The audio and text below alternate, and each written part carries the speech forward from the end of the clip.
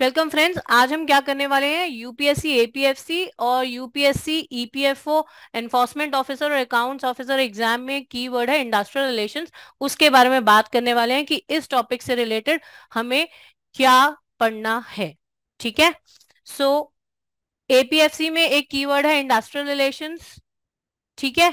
और similarly EO एओ syllabus में भी एक कीवर्ड है इंडस्ट्रियल रिलेशंस। ठीक है। आज इसी के बारे में हम फोकस करेंगे। सो इंडस्ट्रियल रिलेशंस के अंदर हमारे को क्या पढ़ना है, कितना पढ़ना है और कैसे तैयारी करनी है, that will be the agenda of today's session. Right. ठीक है। तो अब जो भी आज हम एनालिसिस करेंगे उसका बेसिस क्या है। यूपीएससी के जितने रिक्रूटमेंट टेस्ट हुए हैं जिनमें भी आईआर इंडस्ट्रियल रिलेशंस नाम का कीवर्ड है, उनके ऊपर बेस्ड हमारी डिस्कशन है। राइट। ठीक है। तो हम स्टेप बाय स्टेप चलते हैं, क्वेश्चंस देखते हैं कि यूपीएससी के कुछ जितने भी रिक्रूटमेंट टेस्ट में इंडस्ट्रियल रिलेशंस कीवर्ड था उनमें किस तरह के क्वेश्चंस आए हैं, क्या पूछा गया है, और उसके बाद will try to find out the boundary of the syllabus under this topic and under this topic what will be studying. Right. ठीक है। सो ये सारे एग्जाम्स हैं जिन पे हमारा फोकस है, और इन्हीं पे क्यों फोकस है, because there is a keyword that is industrial relations under these exams. So most relevant exams is our UPSC EPFO exam which were held in 2021, right? So similarly this exam was held in 2017, so this is also the most relevant one. Apart from this, APFC exam was held in the year 2016, so ये भी equally relevant है। अच्छा, इसके अलावा क्या recruitment test हैं जिनमें industrial relations नाम का कीवर्ड है जिसके ऊपर हमारे को फोकस करना है, जस्ट टू नो कि हमें आईआर में पढ़ना क्या है। तो यूपीएससी के जैसे एग्जाम्स है एडमिन ऑफिसर, बीआरओ, जीएसआई, तो इनमें जो आईआर कीवर्ड है और इनसे रिलेटेड जो क्वेश्चंस पूछे गए हैं उसको हम एनालिसिस करते चलते हैं, and then we will fix up the boundary of the syllabus, और फिर एक डिटर्मिनेशन करते हैं कि क्या पढ़ना है हमारे को। ठीक है। तो कुछ सब टॉपिक्स निकलेंगे, और अलोंग विद दैट उन सब टॉपिक्स से रिलेटेड हमारे को और क्या क्या पढ़ना है उसके अंदर, वो सब जानते हैं आज। ठीक है। चलो शुरू करते हैं। Now look at these questions. ठीक है। सबसे पहले जो भी स्लाइड पे आपके अपीयर 3 क्वेश्चंस हो रहे हैं, ठीक है। So they are just hinting you towards the approaches of industrial relations. So basic keyword ही इंडस्ट्रियल रिलेशंस है। So definitely the approaches of industrial relations, pluralistic, unitary, radical, trusteeship, Gandhian approach, right? So there are so many approaches to industrial relations. Definitely we have to cover them all thoroughly, and we should have a conceptual clarity regarding these approaches, right? Okay. So the subtopic under IR is theories or approaches of industrial relations. That has to be the part of our preparation. ठीक है? Okay. Moving on, look at these questions now. So if you see first question, the first question is on the commissions and committees, right? Second question, it is asking about you the recommendation of the 15th session of the ILC. Third question is similarly asking the recommendation of the second National Commission on Labor. So what it is all about, basically these types of questions, they are just giving us the clue that we must cover the whole history and evolution of IR. ठीक है? See, my point here is not to tell you that what important things are there and what are the things you can skip. My focus is just to give you a fair idea of overall boundary and the subtopics to be covered in industrial relations to prepare this topic very thoroughly. ठीक है? अब if I am showing you these questions, this does not mean that the questions related to recommendations on commissions is important. I did not mean that. ठीक है? अब history और evolution भी एक बहुत vast topic है. If I am saying history of IR, then we can fix a starting year, starting line from where we have to pick up the history and evolution of the industrial relations.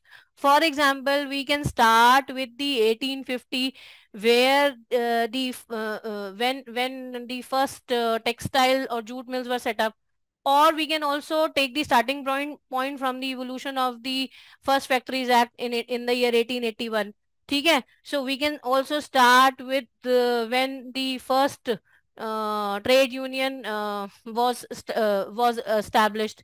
ठीक है, so the name of the trade union is Bombay Mills Hand Association. So we should fix up the boundary that from where we have to proceed with. ठीक है, एक base area होना चाहिए, वहां से शुरू करते हैं, और वो उसके बाद जितने भी इवेंट्स हुए हैं इंडस्ट्रियल रिलेशंस की हिस्ट्री में, whether with respect to the formations of various trade unions, whether the events related to their split is there, ठीक है, वो सब हमारे को कवर करना है. अच्छा, apart from this what we have to cover, historical events तो कवर करने ही हैं, at the same time code of discipline. ठीक है, code of conduct. So code of discipline is more into establishment of harmonious relationship between management and labor, and code of conduct which talks about inter union and intra union rivalries. So we need to cover them, these things also. ठीक है, ये सब भी cover करना है, क्योंकि these are the part of the history of IR. And when I'm talking about commissions and committees, of course we need to cover them. कब ये फॉर्म हुए, कब इनकी reports I. Of course we need to cover the important recommendations, because full length 150 pages recommendations no one can cover. ठीक है, तो वो useless भी है. तो फोकस कहाँ रहना चाहिए कि रिकमेंडेशंस जो इम्पोर्टेंट IR से रिलेटेड थी ना, at least we must go through them. और जैसे first national commission of labour है, second national commission of labour है, देन हमारा रॉयल कमीशन ऑन लेबर आया. उसके बाद जैसे इंडियन लेबर कॉन्फ्रेंस के इंपॉर्टेंट सेशंस थे, उसमें भी कुछ कुछ रिकमेंडेशंस रही हैं. तो वो सब कवरेज का पार्ट होना चाहिए. ठीक है, इसके अलावा एक चीज और आपको मैं बताना चाहूंगी, that is industrial policy resolution 1956 में आई थी. So that must also be the part of coverage area while you are doing your preparation, क्योंकि ये एक ऐसा कॉम्प्रिहेंसिव डॉक्यूमेंट था which first talked about industrial development in the country, क्योंकि we are talking about industrial relations. ठीक है, तो ऐसे हमारे को चीजों को एनालाइज करना है कि क्या चीज किससे लिंक है, रिलेटेड है, और उससे हमारे को प्रिपरेशन करते चलना है. ठीक है, चलो आगे बढ़ते हैं. अब क्या नेक्स्ट सब टॉपिक निकल के आता है, look at these questions. ठीक है, so we have briefly discussed in the previous slide also. So first question is about the types of unions. Second question is asking about the chronology of the establishments of the various trade unions in the Indian history, in the Indian industrial relations history, है ना. तो ये सब तो अभी हमने बात करी है कि ये सब करना है, इवेंट वाइज भी हमारे को पता होना चाहिए. At the same time there are so many types of union. ठीक है, जैसे क्राफ्ट यूनियन है, इंडस्ट्रियल यूनियन है, वो सब कवर करना है. और एक रॉबर्ट हॉक्सी था जिसने फंक्शनल क्लासिफिकेशन दी थी ट्रेड यूनियंस की. ठीक है, तो उसने जैसे फ्रेंडली यूनियन दी थी, देन प्रीडेटरी यूनियन दी थी, बिजनेस यूनियन दी थी. So there were so many types according to him. So that is to be significantly covered, because this is nothing but this is the types of union he is talking about. So that is why that has relevance here. ठीक है, अच्छा, इसके अलावा जो हमारे को trade union से related करना है वो है यूनियन सिक्योरिटी मेजर्स. ठीक है, ये कौन से मेजर्स हैं? बेसिकली यूनियन सिक्योरिटी मेजर्स के ये वो मेजर्स हैं which are talking about based on which the membership of trade union is considered. ठीक है, like for example close shop, union shop, your agency shop, maintenance shop, open shop. So there are various union security measures which are adopted in order to secure the membership of the various unions, ठीक है, वो सब हमारे को convergent होना चाहिए। और check of system जिसमें एम्प्लॉयर खुद से ही ड्यू काट लेता है towards the membership fees of the trade union, तो वो सब हमें मालूम होना चाहिए इस टॉपिक से रिलेटेड, ठीक है। इसके अलावा क्या करना है, एक आईएलसी का 16 सेशन हुआ था 1958 में, which basically talked about recognition of trade unions, ठीक है। उसमें बेसिकली प्रिंसिपल्स थे by which one can consider the parameters for giving a recognition to the trade union, ठीक है। वो सब हमारे को पता होना चाहिए। So recognition because prior to the upcoming of the industrial codes, there was no statutory backing with respect to recognition, है ना। तो वो रिकग्निशन से रिलेटेड जितनी भी बातें हुई हैं ट्रेड यूनियन को लेकर, वो सब भी हमें कवर करना है, ठीक है। Okay, now look at the questions.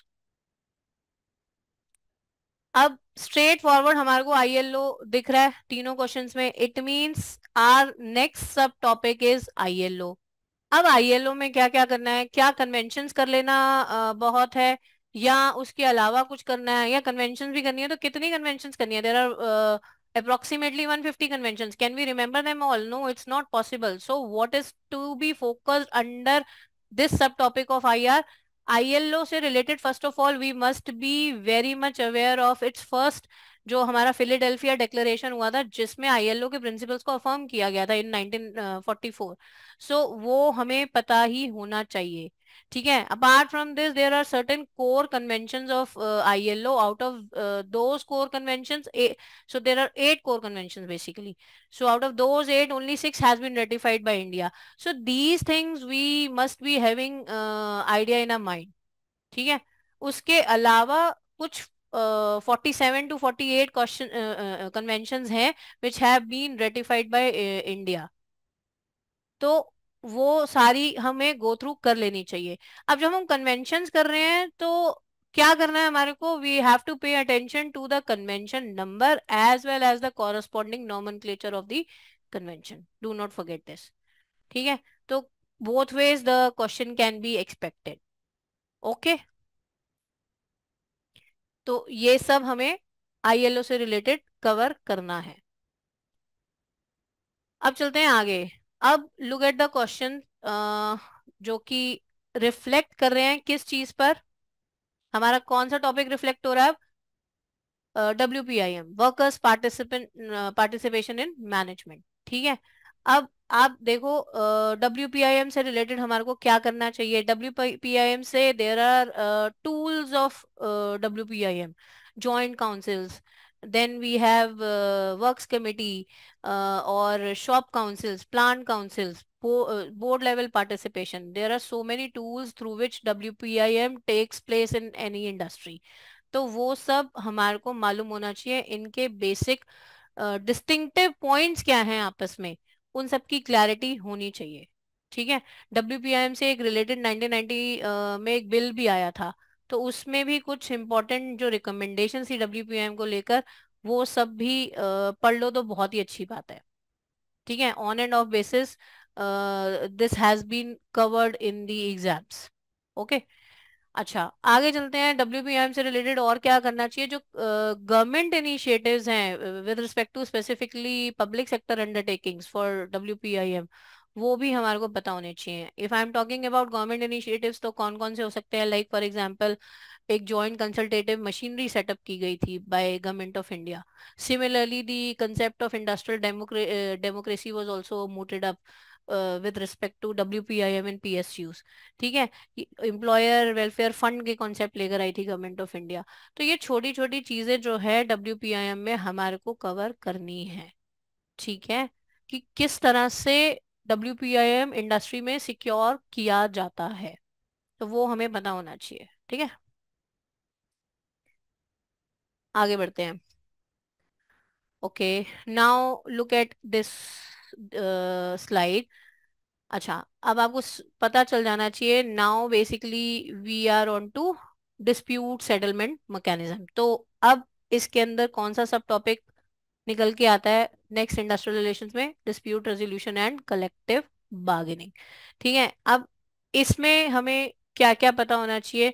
Although we do study about dispute settlement mechanism in ID act, ठीक है, उसमें हमारे पास फेयर आइडिया किस चीज का होना चाहिए, modes of settlement of dispute. Apart from conciliation, arbitration, and adjudication, we do have certain modes of settlement of dispute, that is mutually takes place between the parties. ठीक है, collective bargaining हो गई. So there is no third party involvement. What I mean to say is that there are certain modes where third party intervention is there, and there are certain other modes in which there is no third party intervention is there.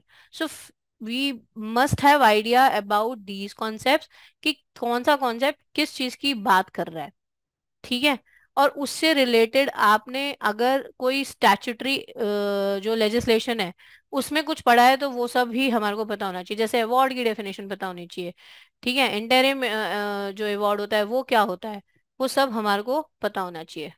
ठीक है, section 10A जो आया है voluntary arbitration, वो सब हमारे को go through करना ही है। ठीक है, इसके अलावा इस टॉपिक में types of, there are so many types of collective bargaining agreements, like for example integrative collective bargaining agreement, then we have distributive, composite, concessionary. So there are so many types of collective bargaining agreements, we need to cover upon those agreements under this very topic. ठीक है, तो वो सब अच्छे से हमें करना है। ओके, अच्छा, इसी से रिलेटेड अगर आप देखो, नाउ द सब topic is strikes and lockouts. So this is nothing but this is the part of the industrial disputes only. ठीक है, so now you can see questions on two types of strike, that is wildcat and jurisdictional strike. तो यहाँ पे सिर्फ दो तरह की strikes तो होती नहीं है, 10 से 15 तरह की स्ट्राइक्स हैं, वो सब हमें पता होना चाहिए। और there are certain strikes which are very close to each other, we are not able to sometimes make a clear distinction between the type of the strike. तो वो सब हमारे को फेयर आइडिया अगेन होना चाहिए कि टाइप्स ऑफ स्ट्राइक्स कौन कौन सी हैं and what do they mean. And अच्छा, स्ट्राइक है एक टर्म और आपका एक लॉकआउट टर्म है। So what is the difference between lockout and strike, तो वो भी हमें पता होना चाहिए। ठीक है, अच्छा, अगर मैं स्ट्राइक्स की बात कर रही हूँ तो सिर्फ टाइप्स ऑफ स्ट्राइक्स पे ही मत रुक जाओ, कुछ थोड़ा सा हमारे को ये भी पता होना चाहिए कि कौन कौन सी स्ट्राइक्स वैलिड हैं।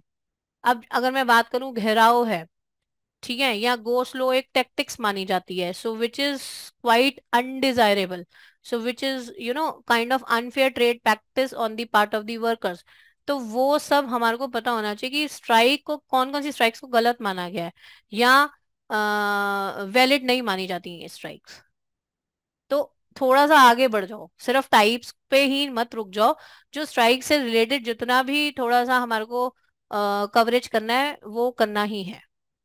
ओके,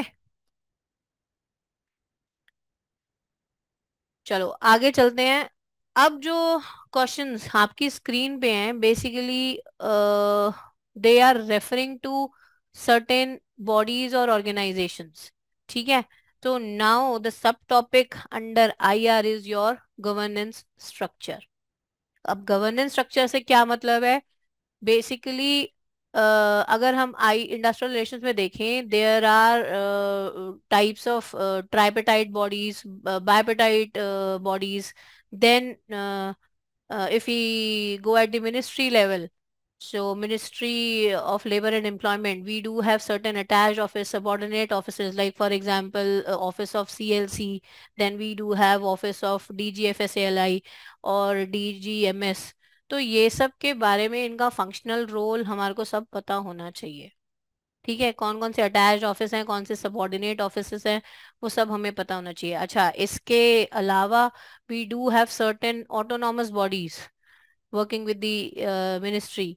तो जैसे फॉर एग्जांपल आपका central board for workers education है, तो ये सब के बारे में हमें पता होना चाहिए। तो इनका फंक्शन क्या है, अगर composition is also prescribe, then we must also go through these things.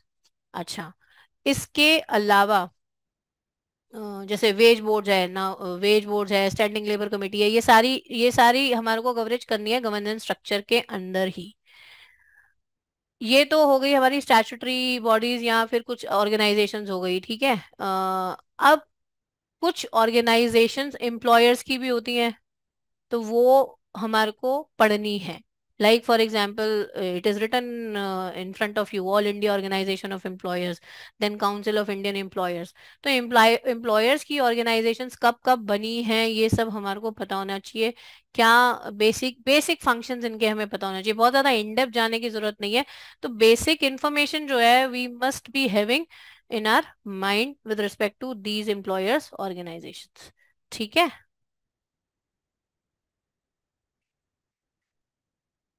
अब नेक्स्ट क्वेश्चन देखते हैं। अब देखो ये क्या हो गया। अब ये इंटरनेशनल आईआर से उठ के क्वेश्चन आया है। तो are we suppose to do international IR? See, everyone is sailing on the same boat with respect to these type of questions, है ना। तो अपनी विजडम यूज करके भी we can go for attempting these type of questions. what I think is that ये जो international IR है इस पे ज्यादा फोकस ना करके we must focus on the rest of the topics of the industrial relations which we discuss so far. ठीक है, अगर एक दो क्वेश्चन इंटरनेशनल आईआर से, बिकॉज ये बहुत बड़ा अथाह सागर है, आप कैसे इसको कंप्लीट करोगे और क्या क्या पढ़ोगे, बहुत कुछ है पढ़ने के लिए। तो कुछ तो टॉपिक्स के लिए हमारे को सिलेक्टिव होना भी पड़ेगा। तो सिलेक्टिव कैसे होना है, अब इंटरनेशनल आईआर छोड़ सकते हैं। अब जो क्वेश्चन आएगा, ठीक है, जितना पता है, जितना हम न्यूज में सुनते हैं, थोड़ा सा विजडम यूज करके भी we can go for attempting these type of questions. ठीक है, क्लियर है। चलो, अब आप लोग ये देखो कि अब इस सब का कंक्लूजन क्या निकल के आता है। कंक्लूजन ये निकल के आता है कि हमें ये सब तो पढ़ना ही है, जो कि आपकी ब्लैक बॉक्सेस में है, सब कुछ हमें पढ़ना है। Process to IR, evolution, then dispute resolution mechanism, governance structure, ILO, employers organisation, ये तो करना ही करना है। ये तो सब टॉपिक्स आईआर के अंदर आ ही गए हैं। क्या इसके अलावा भी कुछ पढ़ना है? दो चीजें आपको ध्यान रखनी है, वो ये, एक तो इस चीज को लेकर labour welfare theories and principles, this is also the part of your industrial relations. ये स्किप नहीं करनी है, labour welfare, because industrial relations is have a bending towards the welfare of the labor. So that is why these theories and principles cannot be ruled out from the preparation. तो ये करनी है हमारे को। ठीक है, बहुत सारी पॉपुलर थ्योरीज है which must not be skipped with respect to labor welfare theories I am talking about. For example, police theory, placating theory, then your religious theory. तो ये सब करना है। ठीक है। अच्छा, coming on to your OSH, occupational health and safety.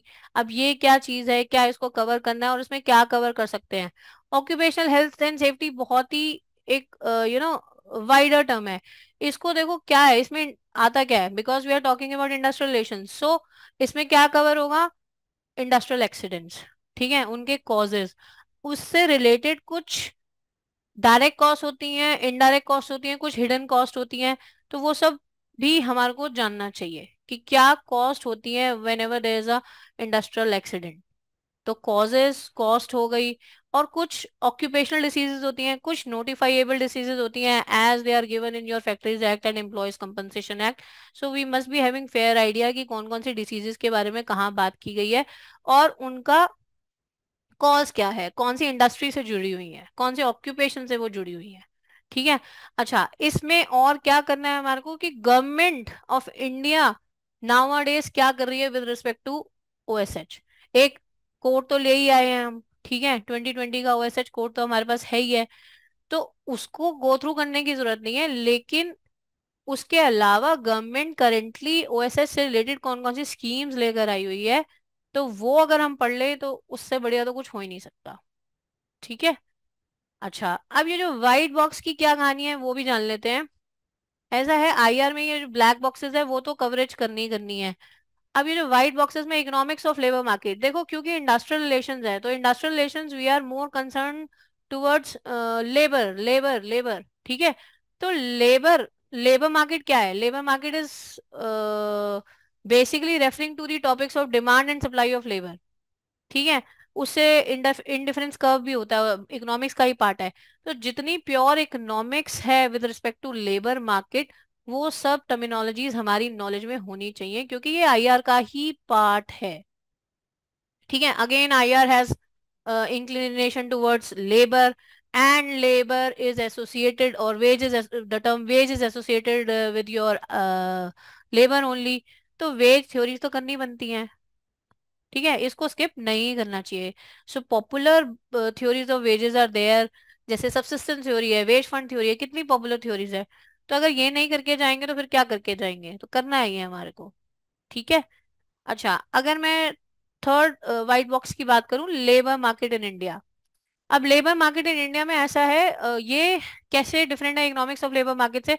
Labour market में कुछ चेंजेस आ रही हैं करंटली भी, लेबर डायनेमिक्स है, कुछ कुछ हमारे को पता होना चाहिए कि क्या क्या, again what kind of changes are happening in Indian labour market. और लेबर फोर्स को करने के लिए कुछ एसोसिएशंस होती हैं, कुछ ऑर्गेनाइजेशंस होती हैं हमारे इंडिया में, ठीक है। जैसे आपका एनएसएसओ है, सीएसओ है, अब ये दोनों मर्ज भी हो गए हैं, ठीक है। तो कौन सी ऑर्गेनाइजेशंस हैं जो कि ये डाटा कलेक्ट करती हैं लेबर फोर्स से related, plus eight the same time किन अप्रोचेस को यूज करके ये सर्वे किया जाता है या ये स्टैट्स कलेक्ट की जाती है, वो पता होना चाहिए। For example current weekly status, current daily status. So these are the kind of approaches which are use in various surveys by government in collecting data with respect to labour force in India. तो वो सब भी इसी का part है और हमें कर लेना चाहिए, ठीक है। For APFC and EO/AO exam of UPSC, let me take you through how you guys will cover the entire syllabus with human peritus over next 4 months. So this is the syllabus for APFC exam and this is the syllabus for EO/AO exam. अब this syllabus has approximately 15 keywords in it. अब हम लोगों ने क्या किया है कि ये जो 15 कीवर्ड हैं, इनके अराउंड हमने एक पूरा डिटेल्ड बाउंड्री ऑफ सिलेबस बनाया है। सो जो 15 कीवर्ड ऑफ द सिलेबस हैं, इसको हमने फर्दर सब डिवाइड कर दिया है इन अप्रोक्सीमेटली 200 सब टॉपिक्स। अब देखते हैं कि आपको क्या करना है। So let us take example of one keyword. So मैं एग्जांपल लेता हूं लेबर लॉज, और हम लेबर लॉज के अंदर एक सब टॉपिक ले लेते हैं, maybe I take factories act. अब आप लोग क्या करना है, सबसे पहले आप लोग for the subtopic of Factories act 1948 you will cover this through our concise printed booklets. ये वाली कंसाइज प्रिंटेड बुकलेट्स आपके घर आएगी कैसे? कोरियर के द्वारा, ठीक है। उसके बाद आपको क्या करना है कि you will for this particular keyword of Factories Act only you will go through a video class, ठीक है। नाउ अब ये वीडियो क्लास आप देख सकते हो may be in a live class with the teacher, या फिर आप रिकॉर्डेड वर्जन भी आप इसको देख सकते हो, बोथ आर इक्वली गुड, ठीक है। अब क्लास में करने का क्या फायदा होगा, वीडियो क्लास में आने से क्या आपको फायदा होगा in comparison to the booklet? Of course सबसे पहली बात तो teacher will add its own value. जैसे कि अगर मैं फैक्ट्रीज एक्ट का इनाम लेता हूं, टीचर माइट टेल यू कि आपको सेक्शन नंबर याद करने का जरूरत नहीं है। टीचर माइट टेल यू कि आपको पेनल्टी के प्रोविजन याद करने का जरूरत नहीं है। टीचर माइट टेल यू कि कैंटीन के प्रोविजन या शेड्यूल्स के नाम याद कर लीजिए, इसका एग्जाम में बार बार सवाल आता है। या फिर अमेंडमेंट्स में, लेटेस्ट अमेंडमेंट्स में क्या क्या जरूरी चीजें हैं। सो teacher will have it's own value depending upon the topic जो भी आप सब टॉपिक जो भी आप कवर कर रहे हो। बट उसके अलावा वीडियो क्लास में जाने के ना दो फायदे होंगे। नंबर वन, कि things will become faster for you. अगर आप खुद से पढ़ के फैक्ट्रीज एक्ट को 5 घंटे में समझते हो, सो teacher might do it in 2 hours. This is the first value. Second thing, teacher will also make it easier for you, specially बड़े सारे कॉन्सेप्चुअल टॉपिक्स हैं, जैसे आपके अकाउंटिंग है, न्यूमेरिकल एप्टीट्यूड है, इंडियन इकोनॉमी के कॉन्सेप्ट्स हैं, लेबर लॉज है, आईआर है। सो जहां जहां कुछ कॉन्सेप्चुअल क्लैरिटी की नीड है, there teacher will make it easier for you. So teacher 3 value class में लेके आएगा। नंबर वन, कि कुछ बातें जो टीचर का एक वैल्यू होता है क्लास में ऐड करने का, ये कम करो, ये ज्यादा करो, इसको हटा दो, ये ऐसे कर दो, ठीक है। Number two, teacher will make it faster for you. Number three, teacher will make it easier for you, ठीक है। सो गाइस, अब हमने क्या किया कि फैक्ट्रीज एक्ट 1948 के टॉपिक को हमने कवर कर लिया, पहले प्रिंटेड बुकलेट से, और फिर हमने उसको वीडियो क्लास से हमने उसको कवर कर लिया। कुछ लोग ऐसा भी कर सकते हैं कि पहले इस टॉपिक को कवर कर लिया वीडियो क्लास से, और उसके बाद हम प्रिंटेड बुकलेट पे चले गए। बोथ आर इक्वली गुड, जैसे ही आपको कंफर्टेबल है, you can go through either of these methods, ठीक है। इसके बाद क्या करना है, इसके बाद आप जाओगे ऑनलाइन टेस्ट प्लेटफॉर्म पर for this particular subtopic of Factories Act only. So हमने क्या किया है कि on the online test platform Factories act के लिए हमने एक स्पेशल सेक्शनल टेस्ट हम लोगों ने बना दिया, मतलब पूरे सिलेबस के जो 200 मैंने सब टॉपिक बताए हैं, सब के लिए हमने ऐसे सेक्शनल टेस्ट बना दिए हैं, जिसमें 50 सवाल हो सकते हैं, 60 हो सकते हैं, 80 हो सकते हैं। सो टोटल मिला के these are approximately 14,000 question. So for example, हमने फैक्ट्रीज एक्ट के वहां हमारे हैं 80 क्वेश्चन है, ठीक है। अब गाइज, ये जो 80 सवाल है फैक्ट्रीज एक्ट के, ये कोई रैंडम सवाल नहीं, हम लोगों ने क्रिएट करके इकट्ठे करके नहीं रख दिया, ऐसा नहीं है। ये जो सवाल है फैक्ट्रीज एक्ट के 80, and this goes for all the sub topics, this will cover कि पिछले सालों में रिक्रूटमेंट एग्जाम्स में जितने भी सवाल आए हैं फैक्ट्रीज एक्ट पे, वो सारे इसमें कवर होंगे, किसी भी एग्जाम में। बाय द वे, सिर्फ एपीएफसी और ईओ की बात नहीं कर रहा हूं, बाकी रिक्रूटमेंट एग्जाम में भी जहां लेबर रोज आता है, उसके सारे सवाल इसमें होंगे। जैसे एक दूसरा टॉपिक लेते हैं, न्यूमेरिकल एप्टीट्यूड। अब न्यूमेरिकल एप्टीट्यूड में हम लोगों ने सीएपीएफ, सीआईएसएफ, सीडीएस और सीसेट के सवाल भी यूपीएससी के इसके अंदर आपको मिलेंगे, और सारे एक दो नहीं, जितने भी आए हैं अब तक के, कंसीडरिंग की उनमें से जो जो आपके लिए रेलेवेंट है। ऐसा नहीं है कि सवाल वहां है तो हमने उसको एकदम रख दिया है, हमने देखा रेलेवेंट है नहीं है। फॉर एग्जाम्पल, सीडीएस के पेपर में सवाल क्वाड्रेटिक इक्वेशन का भी आता है, या फिर उसमें सवाल ट्रिग्नोमेट्री का भी आता है। सो उसका हम देखते हैं कि आपके रेलेवेंट है नहीं है, तो उसका हमने हटा दिया है। सो कहने का मतलब क्या है कि ये जो सेक्शनल टेस्ट में जो सवाल हैं, इसमें पिछले सालों के यूपीएससी के किसी भी एग्जाम के, guys again confidently I am saying, किसी भी एग्जाम के इसमें सारे के सारे सवाल हैं, ठीक है। सो कुछ लोग ऐसा भी करते हैं, कि हमारे स्टूडेंट ही करते हैं, कि मैंने सिर्फ बुकलेट कवर कर लिया या मैंने वीडियो क्लास देख लिया और मैं पेपर देने चला गया। ऐसा मत करना, अगर आप ऐसे करते हो तो हमारे साथ जाना बेकार है। There is no value which you are getting from us. आप कुछ भी करो, ऑनलाइन टेस्ट प्लेटफॉर्म के एक एक करके सारे सवाल आपको जरूर लगाने हैं। सेकंड थिंग, हर एक सवाल के साथ डिटेल्ड एक्सप्लेनेशन भी दिया हुआ है, not only answer but detailed explanation. आपको हर सवाल के डिटेल्ड एक्सप्लेनेशन से भी गो थ्रू करना है। सो गाइज, एक बार अब मैंने क्या किया कि जो फैक्ट्रीज एक्ट का सब टॉपिक था, उसको मैंने पहले प्रिंटेड बुकलेट, फिर वीडियो क्लास, और फिर मैंने सेक्शनल टेस्ट से 3 जगह से मैंने इसको कवर कर लिया। This is my journey for that particular सब टॉपिक। अब ये जर्नी आपको रिपीट करनी है फॉर द एंटायर सिलेबस। 200 जो सब टॉपिक्स मैंने आपको बताए, from approximately 15 keywords of the syllabus, ठीक है। एक बार जब आप ये 200 के 200 कर लेते हो, उसके बाद you will move on to the mock test, syllabus खत्म हो जाने के बाद। अब मॉक टेस्ट का उद्देश्य कुछ नया सिखाना नहीं है आपको। Mock test is not for learning, और न ही मॉक टेस्ट का उद्देश्य यह है कि आपने हमारा मॉक टेस्ट दिया तो इसमें से एक्चुअल पेपर में सवाल आ जाएगा। नहीं, ऐसा भी नहीं होगा।